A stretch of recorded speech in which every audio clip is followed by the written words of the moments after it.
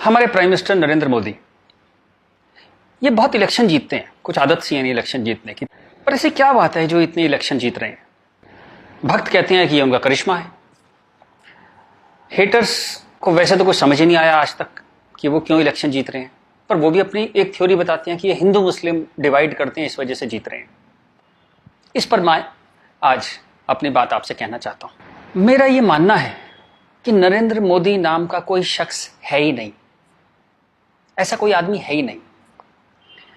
He is just a face to express a deep anguish.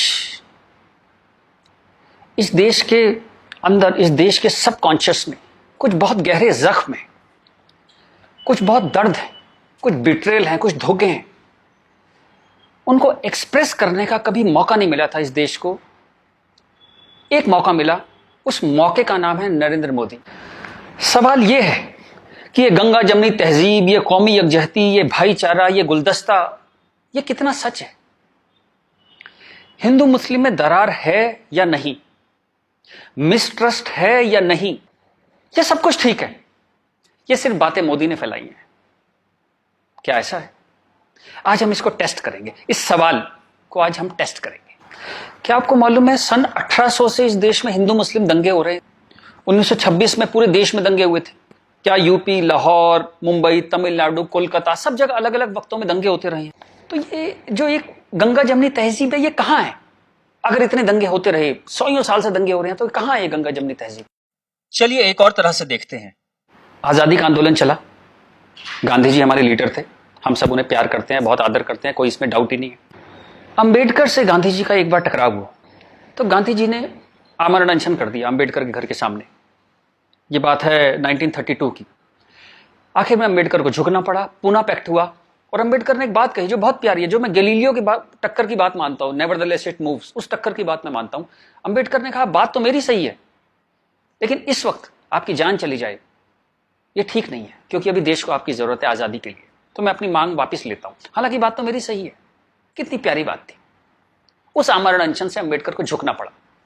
1939 Congress का अधिवेशन तिरुचुली, सुभाष चंद्र बोस जीत गए थे कांग्रेस अध्यक्ष के लिए, सीतारामैया हार गए थे। लेकिन गांधी जी ने कहा कि नहीं, बोस नहीं बनेंगे, वरना मैं छोड़ दूंगा कांग्रेस, ये वो, बहुत कुछ टेंट्रम थ्रो किया। तो सुभाष चंद्र बोस ने त्याग पत्र दिया। यहां भी गांधी जी की जिद आगे आई। अंग्रेजों के खिलाफ भी उन्होंने भूख हड़ताल करी, तो अंग्रेजों को झुकना पड़ा। तो लोगों के दिल में ये सवाल है, मेरे दिल में सवाल था, जब मैं 7th 8th स्टैंडर्ड में था, तो मैंने अपने टीचर से पूछा था, जब जिन्ना ने कहा कि इस देश का पार्टीशन होगा, बंटवारा होगा, तो गांधी जी ने उसके घर के सामने आमरण अनशन क्यों नहीं किया? इस सवाल का जवाब कौन देगा? मुझे आज तक इस सवाल का जवाब नहीं मिला। खैर, उसके बाद जिन्ना अड़ गए तो पार्टीशन हुआ। 47 में पार्टीशन में करीबन 15-20 लाख डेड बॉडीज, जो हिटलर नहीं कर पाया, 15-20 लाख डेड बॉडीज हमने देखी। कुछ करोड़, 1-1.5 करोड़ लोग यहां से उजड़ के वहां गए, वहां से उजड़ के यहां आए। पूरी ह्यूमन हिस्ट्री में इससे ज्यादा डेंजरस, इससे ज्यादा खतरनाक चीज कुछ नहीं हुई। शायद वो रवांडा टूटसी में जो प्रॉब्लम हुई, वही इसकी टक्कर की प्रॉब्लम होगी। सैकड़ों औरतों को नंगा करके सड़क पे चलाया जाता था, उसे पिंड यात्रा कहते थे। इतनी दर्दनाक चीज, बट ये हुआ क्यों? And who failed? किस वजह से इतना बड़ा पार्टीशन हुआ? सिर्फ एक वजह से कि मुस्लिम्स ने कहा हम आपके साथ नहीं रहेंगे। और आप बकवास आज भी करे जा रहे हो गंगा जमनी तहजीब की, कौमी यकजहती की। 20 लाख लाशें गिर गई, आप अभी भी सच का सामना नहीं करोगे? उसके बाद जो पार्टीशन से लोग आए, यहां बहुत सारे शहरों में रहे, और अगले 20, 25, 30 साल बड़ी गरीबी में रहे। ना उनके पास पैसे थे, ना कैंप बोल दिया जाता था, वहां कैंप में रहते थे। बहुत तकलीफों से उन्होंने 20-30 साल बिताए। अब तो वो लोग नहीं है, गुजर गए, लेकिन उनकी वो दर्द की, वो जो रोंगटे खड़े कर देने वाली उनकी कहानियां थी, वो कहानियां जिंदा है। वो लोग जिंदा नहीं है, पर वो कहानियां जिंदा है। और याद रखिएगा, कहानियां अपने हीरो से, अपने कैरेक्टर से ज्यादा उम्र रखती हैं। जीसस चले गए, कहानियां हैं। राम चले गए, कृष्ण चले गए, उनकी कहानियां चलती हैं हजारों सालों से। तो वो लोग चले गए, पर वो कहानियां इस देश के सबकॉन्शियस में चली गई हैं, कलेक्टिव सबकॉन्शियस में वो कहानियां हैं। इसलिए जो आप हेट्रेड देखते हैं हिंदू मुस्लिम की, वो बड़ी एब्स्ट्रैक्ट सी हेट्रेड है, उसकी कोई शेप नहीं है, मालूम भी नहीं पड़ता किस वजह से या किस चीज के लिए, पर वो है। फिर आजादी हो गई, सरकार बन गई, कॉन्स्टिट्यूशन आ गया। उसके बाद फिर अजीब अजीब सी चीजें होने लगी इस देश में। शरिया की बातें होने लगी, 4 शादियां कर सकते हैं, हां कर सकते हैं। शाहबानो आती थी तो पूरा पार्लियामेंट उल्टा लटक जाता था सुप्रीम कोर्ट को दबाने के लिए। ये कुछ अजीब अजीब सी चीजें होने लगी इस देश में। तो कभी ये क्यों नहीं कहा गया कि हाँ हम शरिया पूरी तरह लागू करेंगे, हिंदू चोर जेल में जाएगा, मुसलमान चोर के हाथ काट दिए जाएंगे, क्योंकि शरिया में ऐसा कहा गया है। ये कभी कहा ही नहीं गया किसी प्लेटफॉर्म पर, लोगों के दिल में था। अब इस सवाल को दबाया कैसे गया? कांग्रेस के हाथ में ताकत आई। अब उसे इस बात से बचना था कि पार्टीशन हमारी वजह से हुआ, हम लोग फेल हो गए। तो उन्होंने सारे टेक्स्ट बुक अपने हिसाब से लेके सारे यूनिवर्सिटीज के वाइस चांसलर्स और ये एनसीईआरटी, सीबीएसई सबके हेड्स उन्होंने अपने आदमी भर्ती करने शुरू किए। उन्हीं लोगों को पद्मश्री देना शुरू किया, उन्हीं लोगों को तमाम मनसब और तमाम तरह की वही चीफ गेस्ट बनते थे जलसों में। सारी टेक्स्ट बुक वैसी छपने लगी, जहां बस यही बताया जाता था कि दे दी हमें आजादी, बिना खड़क बिना ढाल। और वो जवाहरलाल नेहरू या फूल लगाते थे और उस बच्चे उन्हें चाचा नेहरू कहते थे। लाइसेंस राज था, सारा प्रेस उन्होंने कंट्रोल किया। और खुद वो बड़े मजे से रोजा इफ्तार की पार्टियों में जाते थे। वो पार्टियां जहां ये बताया जाता था कि कोई मिसट्रस्ट नहीं है इन दोनों कौमों के बीच में, बढ़िया दावतें खा रहे थे, रोजा इफ्तार कर रहे थे। कांग्रेस बिकेम अ मछली मार पार्टी। उन्होंने मुस्लिम वोटों की फिशिंग स्टार्ट कर दी, यहां से फिशिंग स्टार्ट हुई। और अगेन वही बात, कैरेट, एक बार जब बात समझ में आ गई तो फिर जितने नए नए लीडर आने लगे, लालू, मुलायम and so on, Mamata Banerjee, सब वही फिशिंग में लग गए। मैं एक बड़ा इंटरेस्टिंग एक अपना परसेप्शन देना चाहता हूं आपको। ब्रिटिशर्स जो 47 में इंडिया छोड़ के चले गए, मान लीजिए आजादी के बाद वो यहीं रह जाते, मान लीजिए जैसे साउथ अफ्रीका में हुआ। वहां से जब अंग्रेज छोड़ के गए तो सारे अंग्रेज छोड़ के नहीं गए, बहुत सारे अंग्रेज वहीं रह गए अफ्रीका में। आप उनकी क्रिकेट टीम देखते हैं ना, सारे उनके ग्रीम स्मिथ और पोलक और सब उनके एबीडी, सारे उनके प्लेयर्स जो हैं, जो नेशनल हीरोज हैं, वो वाइट हैं। एक दो रबाडा वगैरह, रबाडा और वो सब खेल लेते हैं, बट मोस्टली वाइट्स खेलते हैं। अंग्रेज वहां से छोड़ के नहीं गए, वहीं रह गए। खैर नेल्सन मंडेला ने उनको इतना खूबसूरती से हैंडल किया कि उस देश में भी वरना पार्टीशन होता और ऐसा ही खून बहता, पर वो इतने ही स्मार्टली उन्होंने हैंडल किया। वो एक अलग कहानी है, पढ़िएगा उसके बारे में। इस दुनिया की सबसे इंस्पायरिंग कहानियों में से है जो मंडेला ने किया। Great great guy. खैर, अगर यहां ऐसा होता कि ब्रिटिशर्स यहां रह जाते, तो मैं आपको मेरा ये एक आकलन है, तो 20-30 साल बाद एक पॉलिटिकल पार्टी पैदा होती जो उनके वोट की फिशिंग करती, और हमें यह समझाया जाता कि हिंदुस्तानी और ब्रिटिशर्स में कभी कोई झंझट था ही नहीं। They were friends, they were happy. हम मिलके होली, दिवाली, ईद मनाया करते थे। और ये जनरल डायर, ये तो आप झूठी बातें हैं, जलियांवाला बाग में गोली चला दी जनरल डायर ने, ये सब एग्जेजरेशन है, राइट विंगर्स ने पैदा किया है। अगर अंग्रेजों के भी वोट यहां पे होते तो ये झूठ चलता रहा और Hindus got sick of it. पर कहने का कोई रास्ता नहीं था, कोई आउटलेट नहीं था इस बात को कहने का, कोई ऐसा चेहरा नहीं था वो जिसके साथ वो बात कहते कि वो एम्पैथी से हमारी बात सुनेगा। अब यहां मैं थोड़ी सी डिटूर लेना चाहता हूं। कांग्रेस ने इस देश की बहुत सेवा की है। अगर इतनी मॉडर्न आउटलुक के नेहरू जी ना होते तो देश यहां तक ना पहुंचता। उतनी भयंकर गरीबी में जब दंगे भी थे, वॉर भी थे, नेहरू जी ने इसरो के बारे में सोचा, एटॉमिक पावर के बारे में सोचा, आईआईटीज के बारे में सोचा। Great guy. जो उनकी अच्छाइयां वो अच्छाइयां हैं, बट इसी के साथ जो गलतियां भी उन्होंने बहुत बड़ी करी। एक इतनी बड़ी चीज को, एलिफेंट इन द रूम जिसको बोलते हैं, डायनासोर आपके सामने खड़ा था, आप उसे एड्रेस, उसका सॉल्यूशन नहीं निकाल पाए। कम से कम हाँ तो कहते डायनासोर खड़ा है। और झूठ ऐसे ऐसे चलाए, जैसे कश्मीर के बारे में झूठ चलाया। 370 का तो कुछ हो नहीं सकता भाई। महाराजा हरि सिंह ने यही शर्त पे विलय किया था कश्मीर का, क्योंकि 370 उन्होंने तब किया, तो कुछ हो ही नहीं सकता इसका। अब पता लगा ये झूठ है, महाराजा हरि सिंह ने ऐसा कुछ साइन ही नहीं किया था। ये तो दलाल टाइप के लोगों ने 1.5 साल बाद, 1.25 साल बाद लाए 370, और अंबेडकर ने साफ साफ मना किया कि नहीं है ये 370 नहीं लगाऊंगा, इतनी खराब है ये। फिर भी लगा दिया आपने, जबरदस्ती ठोक दिया आपने। अब मैं अपनी बात पे वापस आता हूं कि नरेंद्र मोदी कोई आदमी है ही नहीं, ये वो खूंटी है जिसपे इस पूरे देश ने अपना ये जो बरसों का गुस्सा है, 50 साल का नहीं, 150-200 सालों का गुस्सा टांगना शुरू कर दिया उस खूंटी पे। डिस्कशंस स्टार्टेड हैपनिंग, गुस्से को एक जगह मिली, एंगर फाउंड अ वेंट। चलिए एक और बात करते हैं। मेरा मानना है कि हम लोग एक एहसान फरामोश कौम है। जी बिल्कुल ठीक सुना आपने, हम एहसान फरामोश लोग हैं। गुरु अर्जुन देव, गुरु तेग बहादुर, बंदा बहादुर, भाई मती दास, हकीकत राय, गुरु गोविंद सिंह, आपने नाम सुने, सिख गुरुज, उनके साथी। जब हिंदू कौम इस्लामिक रूलर से बहुत परेशान थी, फोर्स कन्वर्जन हो रहे थे, बहुत जुल्म हो रहे थे, जजिया वजिया बहुत चीजें थी। तो इन्होंने हिंदुओं को बचाने के लिए ये सब कुर्बानियां दी। किस गुरु को जिंदा जला दिया गया, किसको गर्म तवे पे भून दिया, बात समझ रहे हैं आप, जैसे सब्जी बनाते हैं आप, गर्म तवे पे जिंदा भून दिया, किसको आरे में से बीच में से काट दिया, किसको रुई से बांध के जला दिया, किसके बच्चों को दीवार में चिनवा दिया, किसके बच्चों के दिल निकाल के बाप के मुंह में ठूस दिए। ये सब कहानियां हमने पढ़ी। इनकी कविताएं हम स्टेज पे गाया करते थे जब हम छोटे थे। हकीकत हूं हकीकत को हकीकत जब बताऊंगा, हूं एक लाखों को हकीकत मैं बनाऊंगा। इस सारे जुल्म को सहकर हिंदुओं में से एक वॉरियर कौम पैदा हुई, खालसा। पर आजादी के बाद टेक्स्ट बुक, कांग्रेसियां टेक्स्ट बुक थी सारी, इरफान हबीब, रोमिला थापर, इन सब ने हमें हिस्ट्री पढ़ानी शुरू करी और ये कहा गया कि भाई हम बड़े सेकुलर हैं, सेकुलर रहो और प्रोग्रेसिव बातें करो। अगर आपने ये सब बातें करी तो बड़े आप कम्युनल कहलाओगे। तो हम बड़े कंफ्यूज से हो गए कि क्या करें। तो कुछ समझ नहीं आया तो हमने सिखों पे जोक बनाने शुरू कर दिए। कल्पना कीजिए, हिंदुओं में से उठी हुई एक कौम जिसने इतने बलिदान दिए, आज हम उसके ऊपर चुटकुले बनाते हैं। बजाय उस कौम को सिर पे बिठाने के हम उस पर चुटकुले बनाने लगे। चलिए, ये वक्त भी देखा इस देश ने। यहां से प्रॉब्लम शुरू हुई।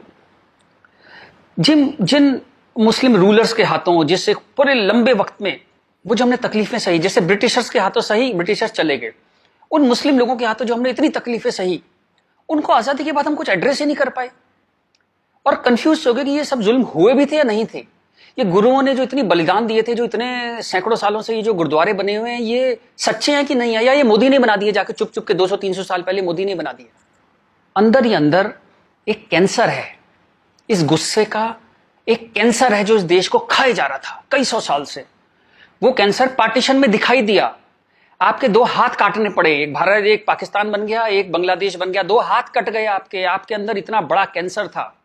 लेकिन आप क्या करते हैं, आप लिपस्टिक लगाते हैं, पाउडर लिपस्टिक लगा के आप कहते हैं भाई everything is well, all is well. चलिए इस प्रॉब्लम को एक और तरह से देखते हैं। तो ये भारत, पाकिस्तान, बांग्लादेश तीनों को मिला दें तो करीबन 50 करोड़ मुस्लिम लोग हैं यहाँ पे रहते हैं। ये कहां से आए? इतने मुस्लिम तो अरब में भी नहीं है, मिडिल ईस्ट में इतने मुस्लिम नहीं है। इस देश में पारसी भी आए, बुद्ध हैं, राजपूत हैं, सिख हैं, बहुत कौम है, ये क्यों नहीं हो गए 50 करोड़? इस क्वेश्चन का क्या आंसर है? फिर एक दलाल टाइप के जो लोग हैं उन्होंने एक नया नैरेटिव स्टार्ट किया। ये पिछले 25-30 साल से ज्यादा जोर पकड़ा इस नैरेटिव ने, 20-25 साल से, कि ये प्यार से कन्वर्ट हो गए। ये हिंदू ही थे, प्यार से कन्वर्ट हो गए। वेरी गुड, वाह। ये कहा गया सूफी संत आते थे, दरवेश फकीर वकीर आते थे और लोग प्यार से कन्वर्ट हो गए। मैं आपको एक एग्जांपल देता हूं। जैसे हमारा एक बहुत बड़ा देश था, ऐसे एक बहुत बड़ा देश था पर्शिया। वहां पारसी रहते थे और वो कलाओं में, ट्रेड में, एजुकेशन में बहुत ऊपर देश था। उसकी वो पूरी सिविलाइजेशन बहुत हाई पे थी। ये मिडिल एजेस की बात है। मुस्लिम्स का अटैक हुआ, करीबन 25-30 साल में एक भी पारसी जिंदा नहीं बचा। सारे देश छोड़ के भाग गए, मर गए, लूट, हत्या, बलात्कार। और 25-30 साल में एक नया इस्लामिक मुल्क बन गया बाद में, जिस मुल्क का नाम पड़ा ईरान। सारे पर्शियंस कहां गए? कुछ भाग के तो हिंदुस्तान भी आ गए थे। वो प्यार से कन्वर्ट हो गए। ऐसा प्यार इस दुनिया ने कई बार देखा है। अफ्रीका में, एशिया में ऐसा प्यार 25-30 कंट्रीज ने बर्दाश्त किया है और वो 25-30 कंट्री टोटल इस्लामिक बन गए। और लेटेस्ट कश्मीर, जब वहां से 3 लाख 4 लाख हिंदू भगाए गए तो वो प्यार से भागे वहां से और पूरा कश्मीर इस्लामिक हो गया। Make no mistake, it's a caliphate. जो बगदादी करता है खलीफा जो अपना साम्राज्य बनाता है जहां सिर्फ मुस्लिम होते हैं और अगर गैर मुस्लिम है तो उन्हें डिम्मी बन के रहना पड़ेगा, खत्म होकर रहना पड़ेगा, वो कैलिफेट है इस्लाम की। इस वक्त कश्मीर में, हिंदुस्तान में कैलिफेट है। 1921 में मालाबार में दंगा हुआ था, वहां भी कैलिफेट बनाने की कोशिश की गई थी। कुछ 50,000 या 1 लाख हिंदुओं को बाहर निकाल दिया था वहां से, फोर्स्ड कन्वर्जन किया था। तो तब नहीं बना पाए, लेकिन आज कश्मीर में कैलिफेट है, ध्यान रखिएगा। ये आपकी गुलदस्ता और कश्मीरियत, जमहूरियत, इंसानियत सबके बीच में एक कैलिफेट बन गई। लेकिन आप कहते हैं कुछ हुआ ही नहीं है। और जब ये 3-4 लाख हिंदू वहां से भगाए गए 1 महीने के अंदर, तब कॉन्स्टिट्यूशन सो रहा था, इंटेलेक्चुअल सेमिनार कर रहे थे, गंगा जमनी तहजीब पे सेमिनार कर रहे थे और इस तरह की तमाम रोजा इफ्तार की दावतें चल रही थी। Happy, everybody was happy. और जो पूरी तरह इस्लामिक नहीं बना, उसके टुकड़े हुए, जैसे हिंदुस्तान के टुकड़े हुए, सूडान के टुकड़े हुए और आपकी और हमारी जिंदगी में, हमारे लाइफ टाइम में स्वीडन का टुकड़े होंगे। आज से 15-20 साल के अंदर स्वीडन टूट जाएगा। ये एक प्रोसेस है जो पूरी दुनिया में चल रहा है।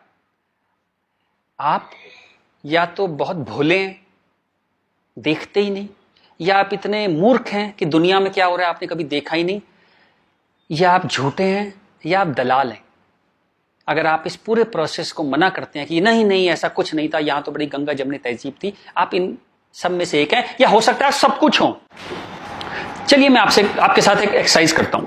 आपके एक दादा होंगे, एक दादा परिवार है, दादा, चाचा, ताऊ, बुआ, फूफा, उधर के उनके बच्चे, सब एक पूरी फैमिली ट्री वो है। एक नाना की तरफ से है, तो एक आदमी करीबन ऐसे 10-15 परिवार उसके आसपास होते हैं। इसके बाद आप कॉलेज, आपका कॉलेज, स्कूल कॉलेज, जहां 50-100 स्टूडेंट हैं, जिसमें कुछ दोस्त हैं जो आपके साथ ट्रेवल करते हैं जिंदगी भर। फिर आपका मोहल्ला, आपकी कॉलोनी, वहां भी आप 10-20 परिवारों को जानते हैं। यूं कहें एक आदमी मोटा मोटा 700-800 1000 लोगों की खबर उसको होती है, डायरेक्ट खबर, चाहे मिले ना कि कोई बहुत दूर रहता है, लेकिन हाँ पता लगता है उसकी शादी हो गई, उसके बच्चा हो गया, डेथ हो गई, कुछ बहुत अच्छा हो गया, बहुत बुरा हो गया, खबर आ जाती है कहीं ना कहीं से।